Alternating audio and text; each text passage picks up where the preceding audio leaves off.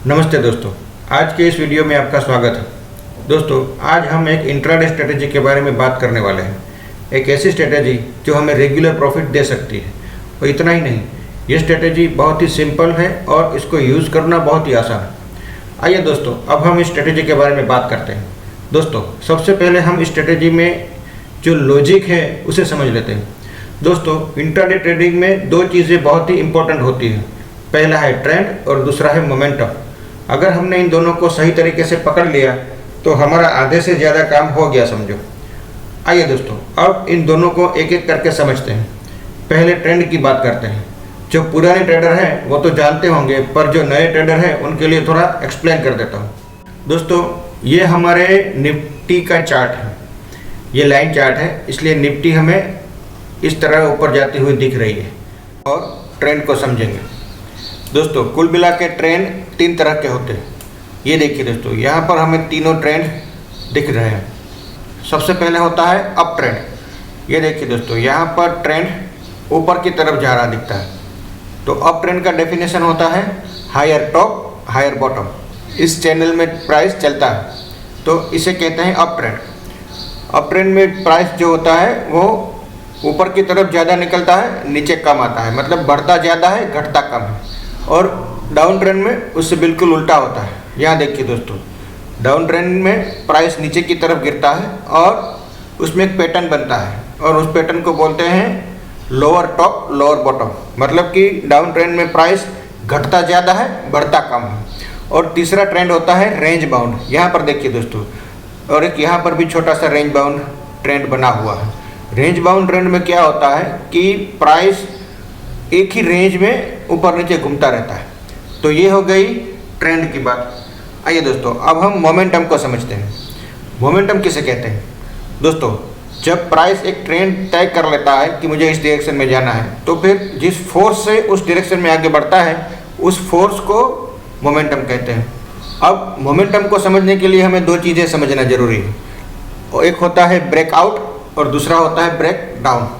आइए दोस्तों, इन दोनों को भी हम समझ लेते हैं। ये भी बहुत ही आसान है। पहले इस चार्ट को मैं कैंडल्स में कन्वर्ट कर लेता हूँ। ये देखिए दोस्तों, यहाँ पर एक छोटी सी रेंज बनी हुई है और इस कैंडल ने इस रेंज के नीचे की तरफ क्लोज दिया है। तो इसे कहेंगे हम ब्रेक डाउन। मतलब कि जब प्राइस किसी एक रेंज को तोड़ करके बाहर निकलता है, ऊपर की तरफ या नीचे की तरफ निकलता है, तो उसको ब्रेक डाउन बोलते हैं और उस कैंडल को ब्रेक डाउन कैंडल बोलते हैं। इसी तरह यहाँ पर देखिए, यहाँ पर एक छोटी सी रेंज बनी हुई है और इस कैंडल ने उस रेंज के बाहर निकलकर क्लोज दिया है, ऊपर की तरफ बाहर निकल कर क्लोज दिया है। तो इसको हम ब्रेकआउट कहेंगे। और जिस कैंडल में ये ब्रेकआउट होता है उसे हम ब्रेकआउट कैंडल कहते हैं। दोस्तों, ब्रेक डाउन और ब्रेकआउट का मतलब होता है कि प्राइस में अब मोमेंटम क्रिएट हो चुका है और जब प्राइस ब्रेकआउट करता है तो जनरली ऊपर की तरफ जाता है, ऐसा माना जाता है। और जब प्राइस ब्रेक डाउन देता है तो प्राइस नीचे की तरफ जाता है। इसलिए हमें ये बहुत ही इम्पोर्टेंट चीज़ को ध्यान में रखना है कि हमें कहीं ब्रेकआउट मिलता है या ब्रेक डाउन मिलता है तो उसको हमें अपने वॉच लिस्ट में रखना है। दोस्तों, यहीं से हमारी स्ट्रेटेजी का पहला स्टेप शुरू होता है। हमें हमारी स्ट्रेटेजी के लिए ऐसे ही स्टॉक चाहिए जहां पर कहीं ना कहीं ब्रेक डाउन हुआ हो या ब्रेक आउट हुआ हो। दोस्तों, हमने ब्रेकआउट ब्रेक डाउन को समझ लिया है। अब हम आगे बढ़ते हैं। दोस्तों, सबसे पहला सवाल ये आता है कि हम ऐसे ब्रेकआउट और ब्रेक डाउन ढूंढेंगे कैसे? तो ये भी बहुत ही आसान है दोस्तों। इसके लिए हमें क्या करना है, गूगल पर चलना है। यहाँ पर हमें टाइप करना है charting.com और जैसे ही हम charting.com खोलते हैं तो हमारे सामने इस तरह का एक पेज खुल जाता है। सबसे पहले हमें दोस्तों ये जो स्क्रीनर लिखा हुआ है यहाँ पर क्लिक करना है। जैसे ही हम इसके ऊपर क्लिक करेंगे हमारे सामने ये वाला पेज खुल जाएगा। तो इसमें हमें चाहिए कि यहाँ पर क्लिक करें और यहाँ पर हम टाइप करेंगे, क्योंकि हमें डेली ब्रेकआउट ब्रेकडाउन चाहिए। तो सबसे पहले हम यहाँ पर टाइप करेंगे डेली ब्रेकआउट और इस बटन पर क्लिक कर देंगे सर्च स्कैन। ये देखिए दोस्तों, हमारे सामने इतनी सारी लिंक खुल गई। इन सब लिंक के अंदर एक एक स्कैनर है और वो स्कैनर हमें ब्रेकआउट स्टॉक दिखाएंगे कि आज के दिन में इतने ब्रेकआउट स्टॉक्स हैं। तो हमें इनमें से किसी एक को सिलेक्ट कर लेना। चलो इसमें देखते हैं कौन कौन से स्टॉक सिलेक्ट होकर आए हैं। ये देखिए दोस्तों, इस स्कैनर के हिसाब से 241 स्टॉक्स हैं जो कि ब्रेकआउट दिए हैं। सबसे पहले हमें दोस्तों एक काम करना है, ये जो वॉल्यूम लिखा है ना, इसके ऊपर 2 बार क्लिक कर लेना है। जैसे ही हम इसके ऊपर 2 बार क्लिक करेंगे, स्टॉक्स वॉल्यूम के हिसाब से अरेंज हो जाएंगे। सबसे ज़्यादा वॉल्यूम वाला ऊपर और उससे कम वाला नीचे, उससे कम वाला नीचे, इस तरह से वॉल्यूम के हिसाब से स्टॉक्स अरेंज हो जाएंगे।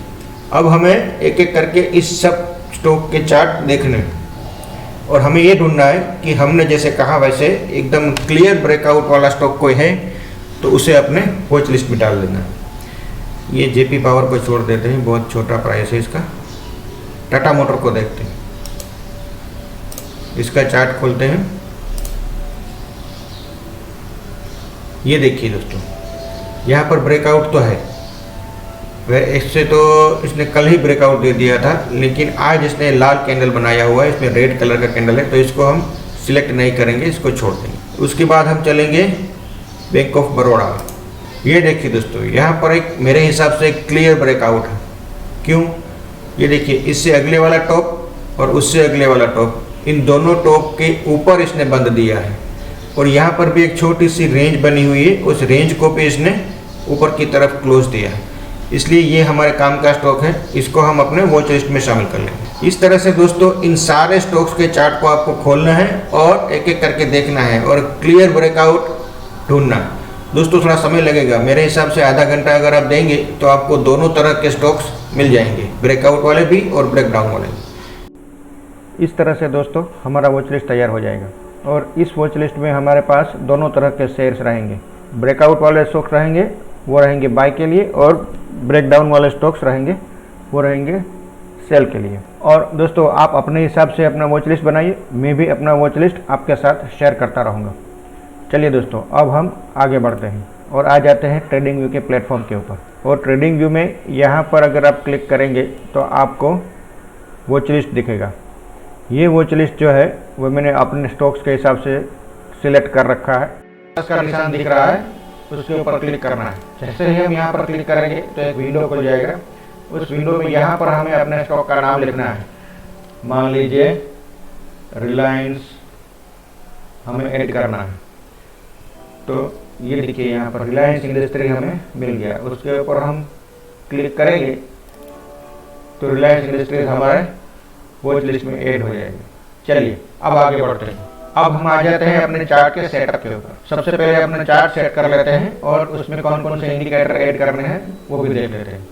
सबसे पहले हम टाइम फ्रेम सिलेक्ट करते हैं। तो क्योंकि हम इंट्राडे कर रहे हैं तो दोस्तों हमें टाइम फ्रेम चाहिए 15 मिनट का, जो कि हम यहाँ से सिलेक्ट कर लेते हैं।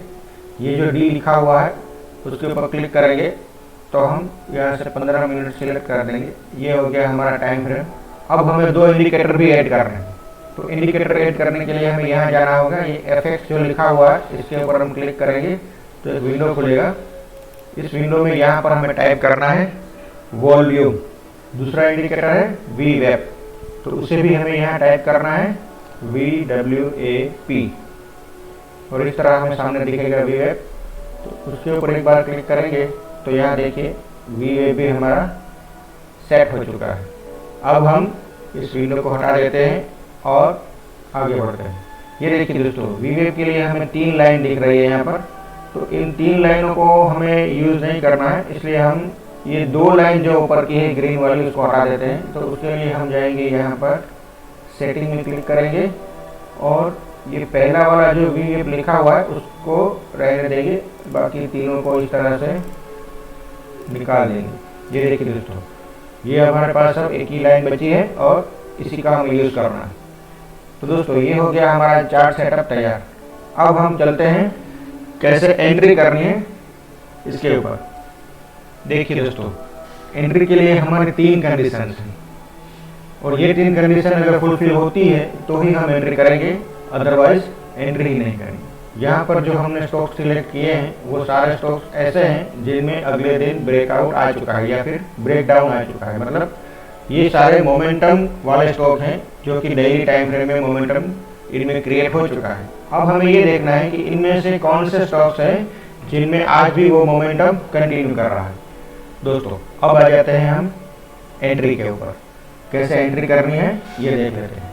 9:45 और 10 बजे के बाद ही हम अपनी कंडीशन तलाशना शुरू करेंगे। दोस्तों एंट्री के लिए हमारी सबसे पहली कंडीशन ये है कि हमें एक छोटी सी रेंज चाहिए। प्राइस जो है वो वी वेव के ऊपर कंसोलिडेट करना चाहिए, जैसे यहाँ पर दिख रहा है। हमें एक छोटी सी रेंज बनती हुई दिखनी चाहिए। उसके बाद हमारी दूसरी कंडीशन ये है कि उस रेंज को भी प्राइस ऊपर की तरफ ब्रेकआउट देना चाहिए, जैसे यहाँ पर दे रहा है। इस कैंडल के क्लोज ने इन सारी कैंडल्स के हाई को तोड़ करके ऊपर की तरफ क्लोज दिया, तो ये हमारे लिए दूसरी कंडीशन रहेगी।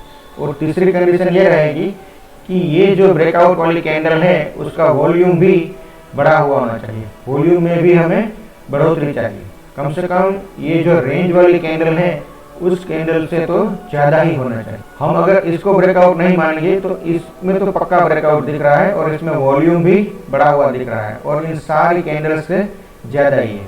तो ये वाली कैंडल जो है वो हमारे लिए परफेक्ट कैंडल रहेगी, एंट्री की कैंडल रहेगी। तो इस वाली कैंडल के क्लोजिंग प्राइस पर हमें एंटर करना है। हमें स्टॉप लॉस रखना है इस रेंज के सबसे निचले वाले पॉइंट के ऊपर, सबसे लोएस्ट पॉइंट के थोड़ा सा नीचे हम स्टॉप लॉस रख देंगे और हमारा टारगेट रहेगा 1%। दोस्तों क्योंकि हम इंट्राडे कर रहे हैं तो 1% इंट्राडे में काफ़ी होता है, तो हमें ज़्यादा लालच नहीं रखनी है। 1% जैसे ही मिलता है हम यहाँ से एग्जिट कर जाएंगे। तो दोस्तों इस केस में देखते हैं कि इस कैंडल का क्लोज जो है वो यहाँ पर देखिए दोस्तों, यहाँ पर सी के बाद देखने को मिलेगा। इस कैंडल का क्लोज है 319 रुपये 50 पैसा। तो मान लीजिए हमने 319 रुपये 50 पैसा या फिर उसके ऊपर ही 5-10 पैसा एंटर कर दिया। अब हमें क्या चाहिए कि इसमें 1% ऐड करना है। तो इसका 1% कितना होगा, मान लीजिए 3-3.25 रुपया होता है, तो 319 प्लस 3.5 रुपया ऐड कर लीजिए तो कितना हो जाता है 323 रुपया। ये देखिए दोस्तों हमारा 1% का टारगेट हिट हो गया। ये तो वैसे स्टॉक उससे भी आगे गया है, लेकिन हमें ज़्यादा लालच नहीं करनी है, हमें 1% में ही निकल जाना है। तो दोस्तों ये था ब्रेकआउट वाला शेयर और उसमें बाइंग कंडीशंस क्या होनी चाहिए ये हमने देखा। आइए अब आगे बढ़ते हैं और अब चलते हैं ब्रेक डाउन वाले शेयर्स के ऊपर, जहाँ पर हम कैसे सेल करेंगे इसके बारे में बात करते हैं। तो देखो यहाँ पर एक ऐसा ही स्टॉक है डिविसलेव, उसमें एक सेल कंडीशन बनी थी। सेल में भी कंडीशन सारी वही है, उसमें भी हमें 3 कंडीशंस देखना है। सबसे पहले हमें वीवेब की लाइन को वॉच करना है और वीवेब की लाइन के नीचे प्राइस ट्रेड करना चाहिए और हमें वहाँ भी एक छोटी सी रेंज बनती हुई दिखनी चाहिए। हालांकि सेल साइड में रेंज जो है वो छोटी बनती है क्योंकि प्राइस को नीचे जाने के लिए ज़्यादा देर नहीं लगती है। अगर डाउन साइड मोमेंटम कंटिन्यू रहेगा तो यहाँ पर भी एक छोटी सी रेंज बनेगी और उसमें भी हमें एक ब्रेक डाउन कैंडल चाहिए। ये हमारी दूसरी कंडीशन है और दूसरी कंडीशन में भी हमें वॉल्यूम चाहिए। ये देखिए यहाँ पर यही भी हमें ब्रेक डाउन दिख रहा है लेकिन यहाँ पर वॉल्यूम नहीं है, तो ये वाली कैंडल होगी, ये हमारी ब्रेक डाउन वाली कैंडल होगी और ये हमारी एंट्री प्राइस वाली कैंडल होगी। ये देखिए यहाँ पर वॉल्यूम भी बढ़ा हुआ है और ये जो सारी रेंज वाली कैंडल है उसमें वॉल्यूम कम है और ये ब्रेक डाउन वाली कैंडल में वॉल्यूम ज़्यादा है। तो ये हमारी एग्जैक्ट एंट्री प्राइस वाली कैंडल रहेगी। इसके क्लोजिंग प्राइस पर हमें एंटर करना है और ये जो रेंज है, रेंज के हायर पॉइंट से थोड़ा ऊपर हमें स्टॉप लॉस रखना है और 1% में हमें निकल जाना है। ये देखिए दोस्तों यहाँ पर भी हमें आराम से 1% मिल गया है। वैसे तो 1% से ज़्यादा ही ये प्राइस टूटा है लेकिन हमें 1% में ही निकल जाना है। तो दोस्तों ये थी हमारी स्ट्रेटेजी। आइए दोस्तों अब मैं इस पूरी स्ट्रेटेजी को आपके लिए समराइज कर देता हूँ। दोस्तों ये स्ट्रेटेजी ट्रेंड और मोमेंटम के ऊपर बेस्ड है। इस स्ट्रेटेजी में हमें 2 चीज़ें ढूंढनी है। सबसे पहले हमें ट्रेंड और मोमेंटम डेली टाइम फ्रेम में ढूंढना है। दूसरा हमें वीकली टाइम फ्रेम में ढूंढना है। 3rd हमें 5 मिनट और 10 मिनट के टाइम फ्रेम में ढूंढना है। 4th हमें 1 मंथ और 6 महीने के टाइम फ्रेम में ढूंढना है। 5th हमें 1 ईयर और 10 साल के टाइम फ्रेम में ढूंढना है। वो हम कैसे करेंगे, हम अगले दिन ही ब्रेकआउट और ब्रेकडाउन ढूंढ लेंगे, और जैसे ही हमें ऐसे स्टॉक्स मिल जाते हैं उसको हम अपने वॉच लिस्ट में रख लेते हैं। फिर हम ऐसी कंडीशन ढूंढेंगे जो अगले दिन वाला मोमेंटम है वो आज भी कंटिन्यू करता है कि नहीं। तो उसके लिए हमारा तरीका है कि हम वी वेव की लाइन के ऊपर एक कंसोलिडेशन चाहते हैं, क्योंकि अगर स्टॉक में मोमेंटम रहा तो वो वी वेव के ऊपर ही रहेगा और उसके ऊपर थोड़ा कंसोलिडेट करेगा, थोड़ी छोटी सी रेंज बनाएगा, फिर आगे बढ़ने की कोशिश करेगा। हमें दोस्तों ऐसे ही स्टॉक चाहिए जो अगले दिन मोमेंटम में हो, आज के दिन भी वो मोमेंटम बरकरार रहे और आज के दिन भी वो मोमेंटम कंटिन्यू करे। तो उसके लिए हमें आज भी एक छोटी सी रेंज के बाद फिर एक ब्रेकआउट चाहिए, और ब्रेकआउट वाले कैंडल में हमें वॉल्यूम चाहिए। इतनी कंडीशन फुलफिल होते ही हम एंटर कर देंगे, और एंट्री करने के बाद हम रेंज के लोएस्ट पॉइंट के नीचे स्टॉप लॉस रखेंगे और 1% का टारगेट रखेंगे। अब दोस्तों, जैसे मैंने आपको कहा था कि मैं अपना वॉच लिस्ट आपके साथ शेयर करूंगा, तो ये रहा मेरा वॉच लिस्ट जो कि वैलिड है 18 अक्टूबर 2021 के दिन के लिए, और ये है ब्रेकआउट स्टॉक्स का वॉच लिस्ट, और ये है ब्रेकडाउन स्टॉक्स, जिनको कि मैं सोमवार 18 अक्टूबर को वॉच करूंगा और फिर देखूंगा कि इनमें से इस स्ट्रेटजी के हिसाब से मुझे कोई ट्रेड मिलता है कि नहीं। और हाँ दोस्तों, अगर आपको इस स्ट्रेटजी के बारे में कोई डाउट्स हैं तो आप मुझे कमेंट सेक्शन में लिख के भेजिए, मैं आपके सारे डाउट्स क्लियर करूँगा। ठीक है दोस्तों, अब मिलेंगे अगले वीडियो में, और उस वीडियो में हम बात करेंगे और रिव्यू करेंगे इस वॉच लिस्ट के बारे में। तब तक के लिए गुड बाय, धन्यवाद।